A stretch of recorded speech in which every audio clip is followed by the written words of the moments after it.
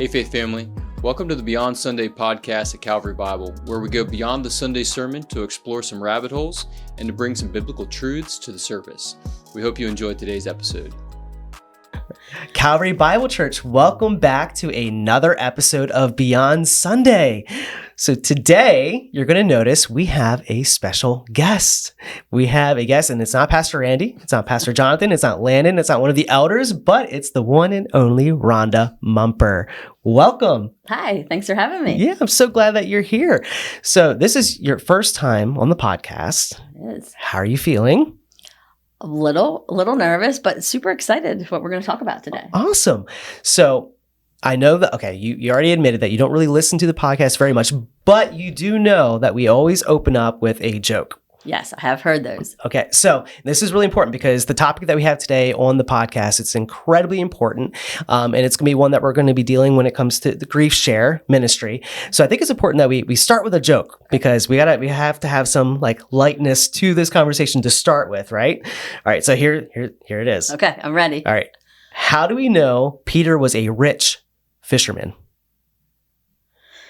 How do we know Peter was a rich fisherman? I have no idea. This is a really good one. Let me have it. All right. It's by his net income. Okay, that's good. See? I like that. Yeah. Little money one. See, I like that you actually like the joke. Randy, he would be like, okay, well, he's not a fan of the jokes, but I appreciate it. Our family loves to joke. Andy loves his dad jokes. So yeah, we Awesome. hear jokes all the time. Fantastic.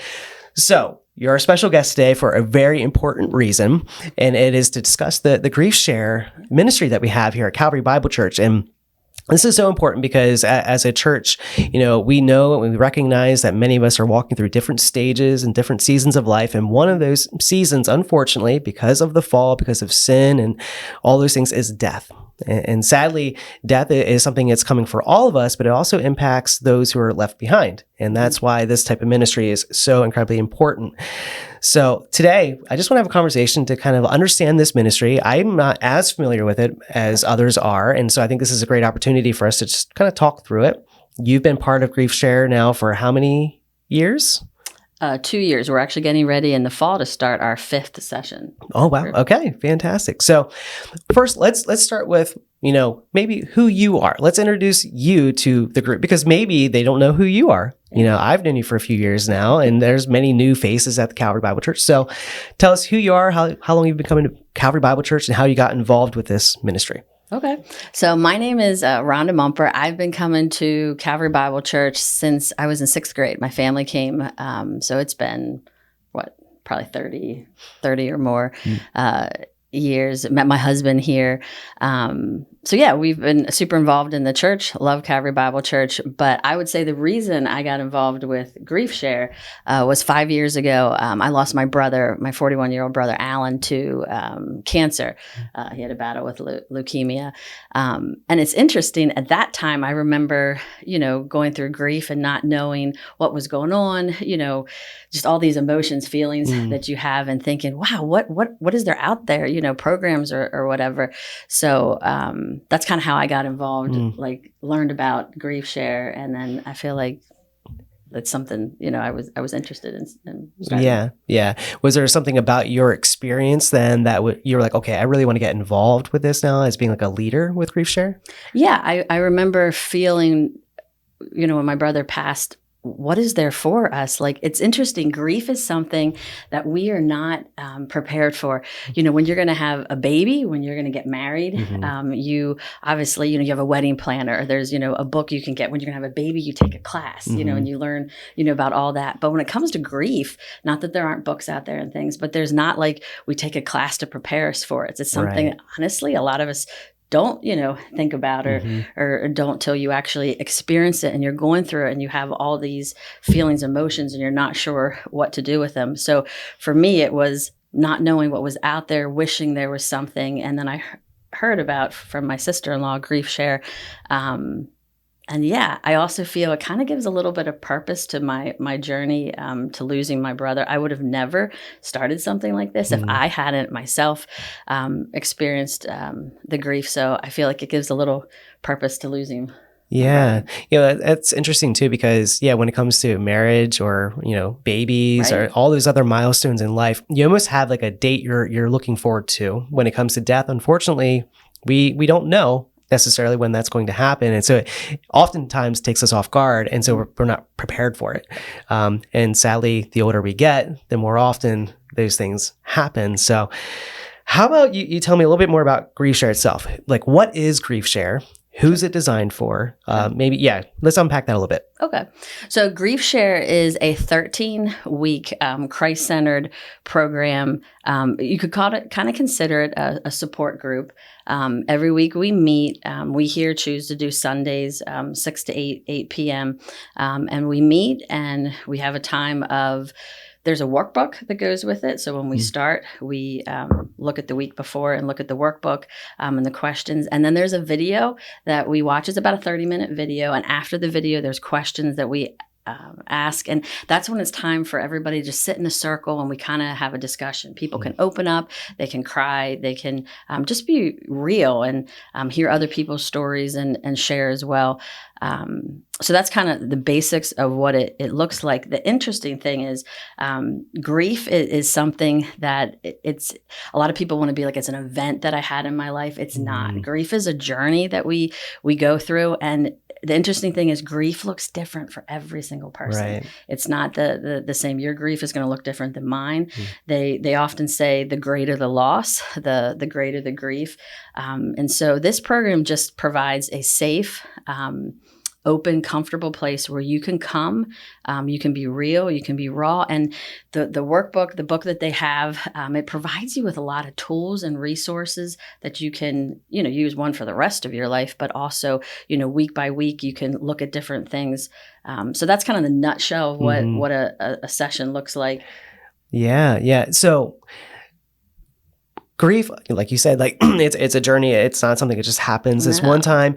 So are there any other misconceptions about grief? Yeah, I think, and I just want to preface this with, I am not an expert on grief. I am not a counselor. I'm not, trained. A lot of the stuff I have learned from my own personal experience with grief or, learned from the program. But we think grief is something that should be mastered in a sense. I think sometimes people think, or it's something that we experience and then we just need to move past it. And that's not true at all. You don't master it. You do learn, I think, in a sense, to live with it. It's never going to be your friend, but it is something that can, teach you. You can learn from it. And it does, like I said, it does look different for everybody. There's a quote in the book that says, to love is to grieve. And I think understanding, for me, it was learning too, that grief, it does look so different for so many different people. Yeah. And it's really interesting being the church body because, we're all united together as one body. And when it comes to grief, people are not meant to carry that burden alone, which makes like this type of ministry such a wonderful opportunity, not just for those who are going through it, but for us as a church body to support one another. We're called to rejoice with those who rejoice and weep with those who weep. And so we're called to carry the burdens of one another. And so it is a really great, opportunity for us to do that, to live as the church, as that body of Christ so there's so many directions we go with on this. So maybe what does the average class look like? You already, you have that 30-minute video, you kind of break out, but week to week, you have 13 weeks. What kinds of things are actually covered then? Yeah, no, that's a great question.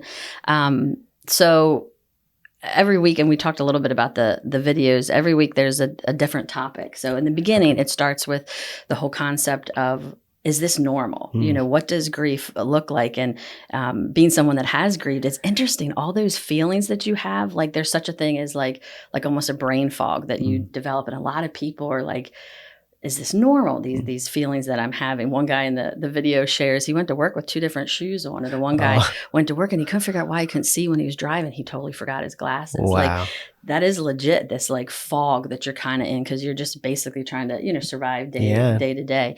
Then it addresses such topics as the sadness, the loneliness.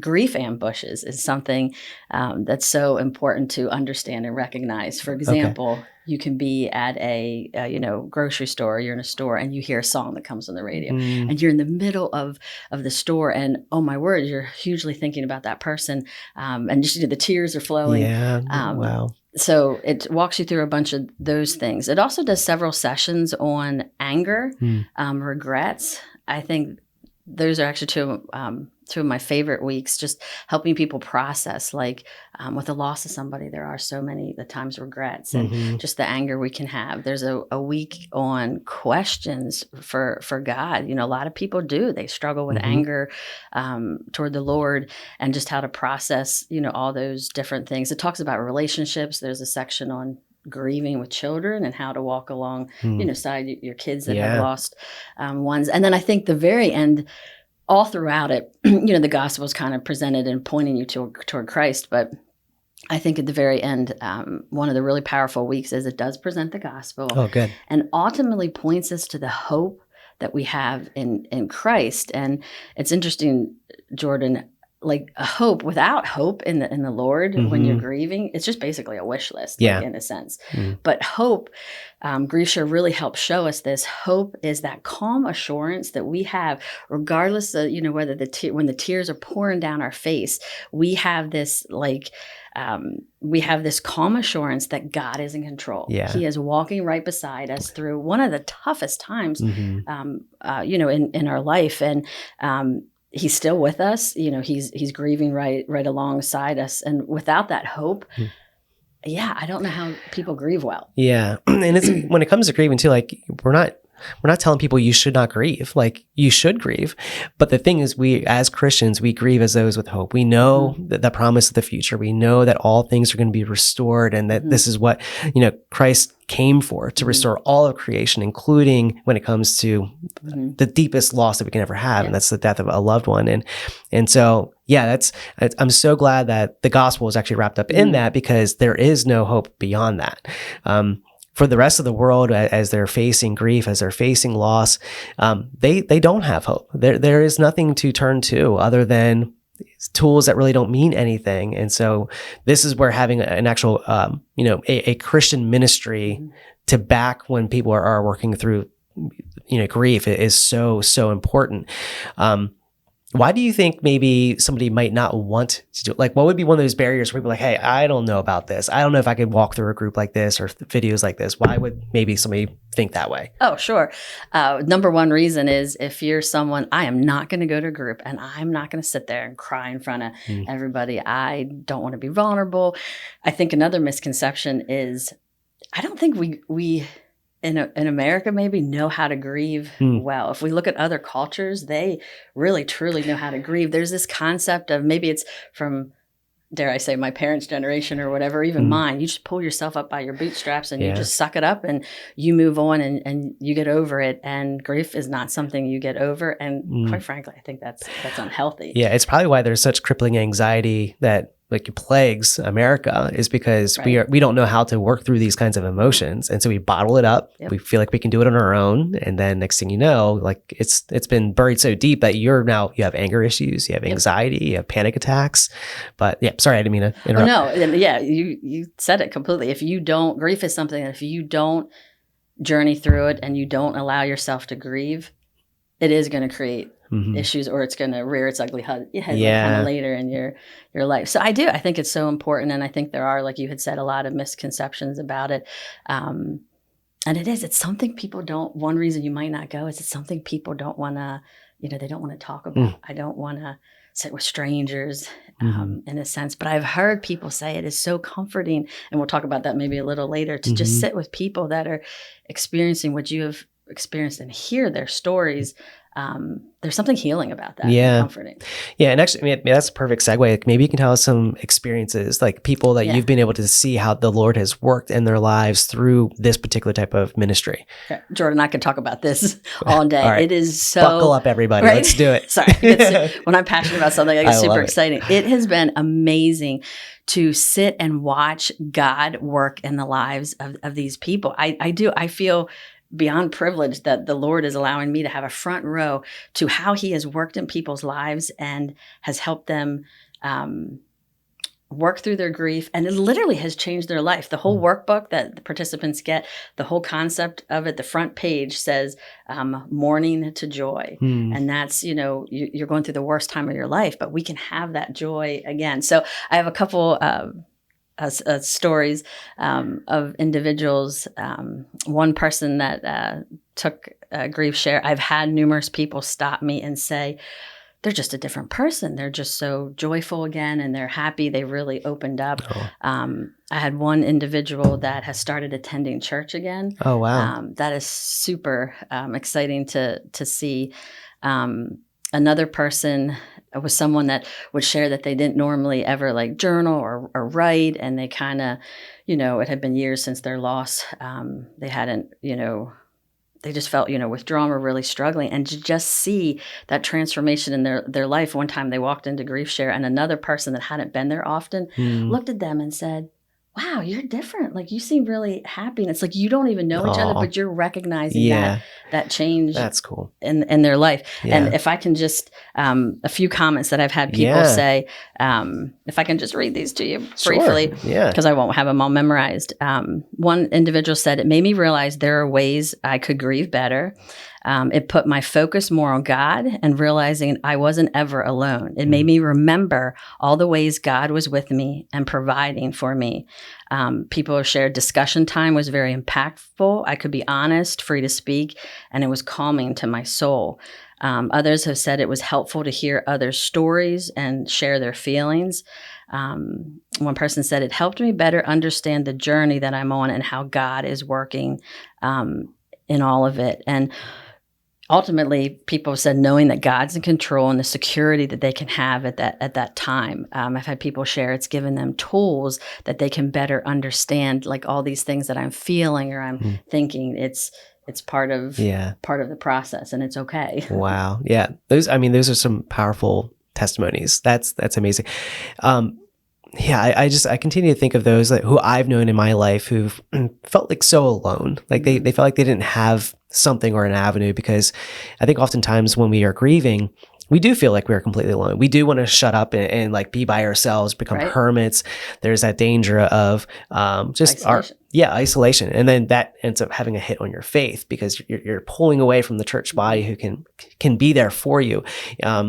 We need to be encouraged. And I think when we hear testimonies like this, it's super encouraging, because it's people who've gone through it. We're all going to grieve at some point. We all face different kinds of grief. We grieve differently, but there is a commonality to just humanity, that we're going to go through this, and to know that others have done it before us that can walk alongside of us is so important. And if I recall, I think you had told me before that you went through this twice. Is that true? Or people who go through GriefShare more than just one time, because sometimes they just want to continuously be reminded of these truths or the tools, or is that correct? So GriefShare, the program tells us lots of people take it at least twice. So you can take it 2 to 3 times. And I think a lot of people think, I just go through it once, I'm good, I should be fine. Yeah. I personally have not had anybody take it a second time. I know there's people that are interested. But there's nothing wrong with taking it more than once. And I think back to something earlier you had said, there's another misconception, like what is exactly GriefShare for?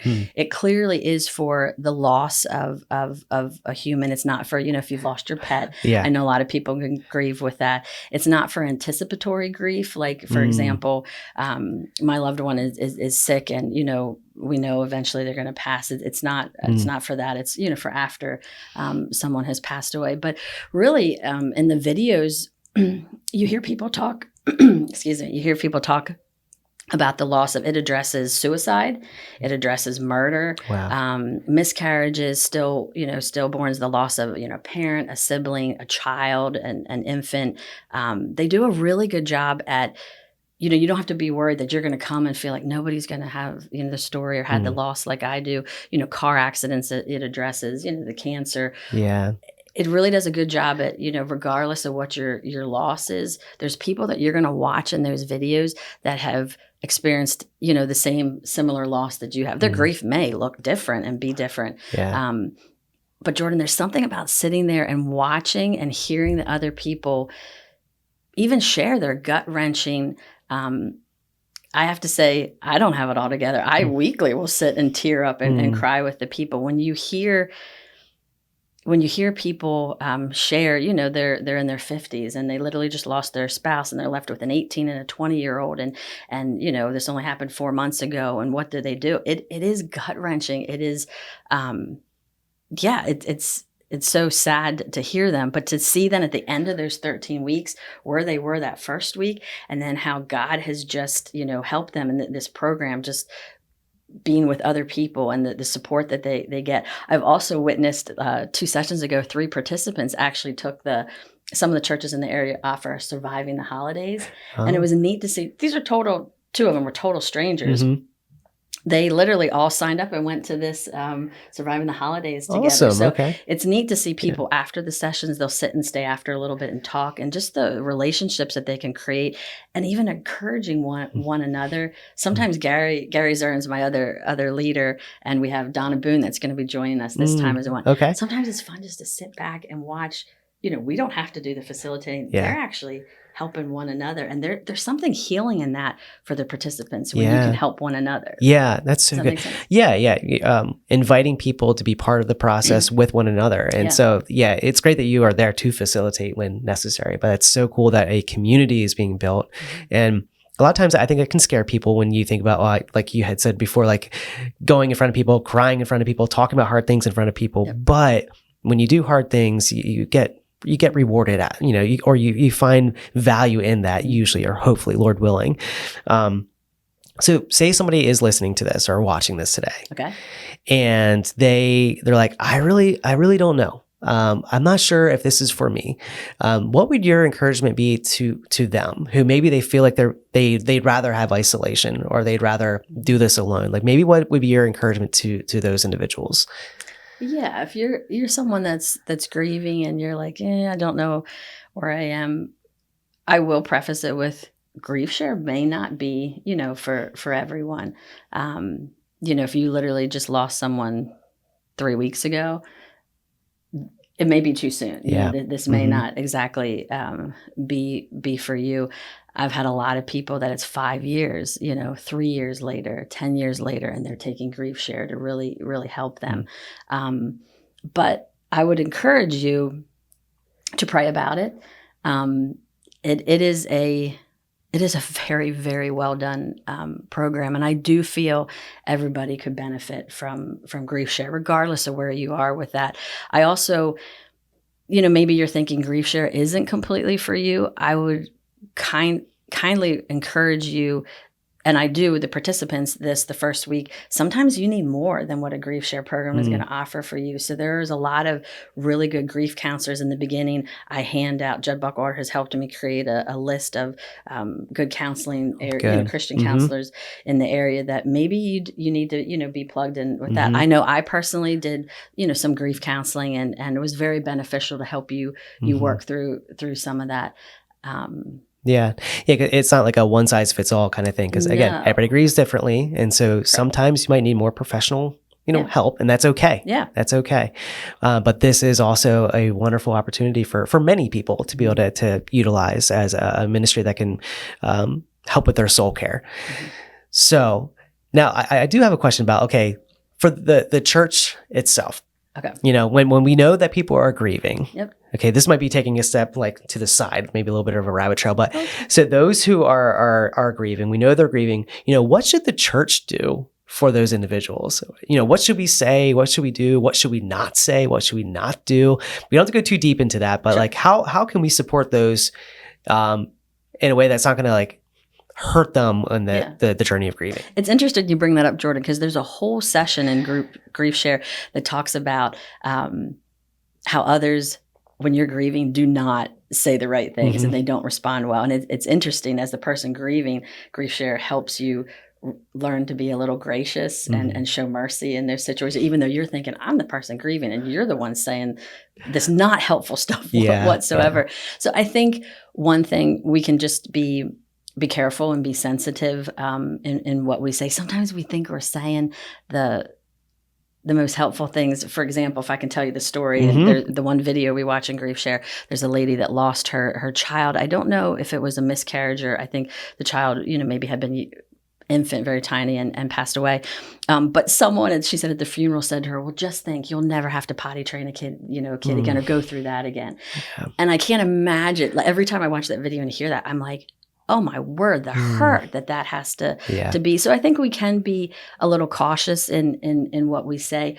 But on the flip side of that, I think sometimes because people, Jordan, are so afraid to say the wrong thing, you tend to just stay away. Right. And I've had some people, widows specifically, or widowers, share, they feel very isolated. The people that they used to interact with or whatever, they've kind of just ignored them or dropped them. And I don't know if we don't know how to do that. But one of the most helpful things I think sometimes we can even say is, I have no idea what you're going through. And just to recognize someone saying that, I think that can be super helpful. And just to love them. One thing I try to do, everybody sends you cards right away, when you're grieving, and you get this. I still have my brothers, all saved. But there was one or two that I got a month or two after his passing. Okay. And it's like, wow, to be like someone's still thinking about it. Because quite frankly, when you're grieving, like, it's all intense. Everybody, is around you. But then there's 3-4 months later, everybody goes on with their life. Other major events happen for people, but you're left here still with all this grief and grieving. So I think that can be helpful too, reaching out a little bit later, just sending a card, like, not to make them sad all over, but just, hey, I'm still thinking about you. Yeah. Like, just the idea of just being present when needed. Yeah, you don't have to say it. I'm a talker, you all know. But sometimes not saying, anything. And I think GriefShare has taught me that I'm not to talk a lot in GriefShare, and I share a little, but share a lot. But just to let there be silence and let people share. Yeah. Just be a good listener, like, to others. One lady shares in the story that her friend wanted to fix everything, and you can't really fix the loss. Yeah. So I don't know. There's just a few things I have learned that we can do. That's It's so funny how even sometimes quoting scripture to people in the moment of grief isn't always helpful. And so really trying to discern, like, okay, is this a time that I just listen and I'm present? And maybe even like, okay, now that we're all becoming more aware of GriefShare, like, hey, did you know that this program is available if and when you're ready? Yeah. Like, just so we can point people to these types of ministries, but also even then being careful of not doing that too soon. Like, hey, you need help. Right. So there's a right and a wrong way to do it. And I'm glad you brought up the scripture thing. It's funny, you're in a church setting, so you would think, oh, this is part of God's plan for your life. And yes, we all know those things. But people mean well when they say those. But there's a whole session in the video where a lady does talk about that. That wasn't helpful at that time. So just being sensitive. Wow. So is there anything else you want us to know about GriefShare? Maybe even I know that opens the door for everything. Do you guys need more people to help in the ministry? Are you looking for people to help join that at all? Are you guys set for now? Yeah, so Gary and I are the leaders, and then, like I shared, Donna Boone will be joining us. Super exciting. She's going to be part of the team. So it is helpful. It would be helpful to have one or two more people. We do run GriefShare twice a year. Okay. So it is 26 Sundays out of the year for those of us that are leading it. So, if there's an illness or something, going on with your family, it is helpful to have some flexibility. Ideally, if I can just share, please. Like, praying about the Lord's big plan for this ministry. We've typically had, I think my largest group was like 6 to 9 or 3. And I feel like sometimes those small groups are so wonderful. But if we were to have a group of 12 people, you would need more leaders for that. So if you're someone that you feel like it's on your heart to care for and comfort those that are grieving and help them, please see me or Gary. we could always use more. Wonderful. Yeah. And at minimum, this is one of those ministries we'd be continuing to pray for, knowing that this exists and that it's a very important one. But now, anything else about the ministry itself? Anything that you'd want other people to know about this before we kind of wrap things up today? Yeah, I would just, encourage you. It is something that is new. So if you're someone that is grieving yourself, I would love to, chat with you. There will be pamphlets over where the sign up sheets are. We are getting ready. September 13th, we'll be starting our next session. So yeah, just pray about it if that's something that you feel that God would be leading you to. Like I said, it doesn't matter where you are in your grief journey. I promise you that God would use this program to help you. And the interesting thing is it's a resource that you'll have for the rest of your life for when you grieve again, or to walk alongside others and help them as well. And if you're somebody too, that one thing we didn't address, it is not just for Calvary Bible Church people. I have had multiple people from the community. Our next session, I have 2 people signed up and one is not, from our church. And it is not just for believers. We have had one person that was very open about not, being a Christian. And I pray and trust the Lord that seeds were planted. But if you have a neighbor, you have anybody, like I said, we'll have pamphlets around the church. It's something that I think is gaining a little more popularity. People are hearing about it, but there are other churches in the area that do it.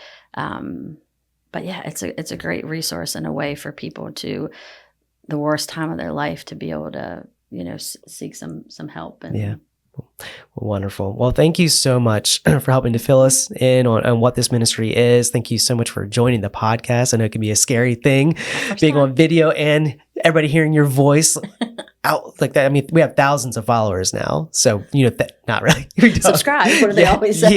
Yeah. Just got to smash that like button. Right? Yeah, that's what my kids say. No, thank you so much. So we have those pamphlets. Is there another way of getting connected to? Is it like through the church office, or what other ways can they, if they want to join this for themselves or point other people to be able to join, how do they do it? Yeah, there'll be a sign up over where the sign up sheets are that you can put your name and number, and then I'll kick you a personal invite. But the pamphlets, you can take that for yourself or for neighbors. You can always call Jill and Carrie in the office. They know enough about it that they can help you. But yeah, also just see if you're kind of on the fence and is this for me or not, you can gladly talk to me or Gary. All right. Awesome. Well, thank you again. Thank you, Calvary Bible Church, for joining us for another episode. We hope that this was helpful to you. We hope that maybe this is something that you will consider to join if you need this type of resource, or if you know somebody else within your life, your community that could benefit from it too. We want to be a church that helps to serve one another, and we want to have good soul care too. So thanks for joining us. We hope to see you on Sunday. Thanks again for joining us on today's episode. And remember, our Sunday sermons are meant to lead us to a life of worship beyond Sunday.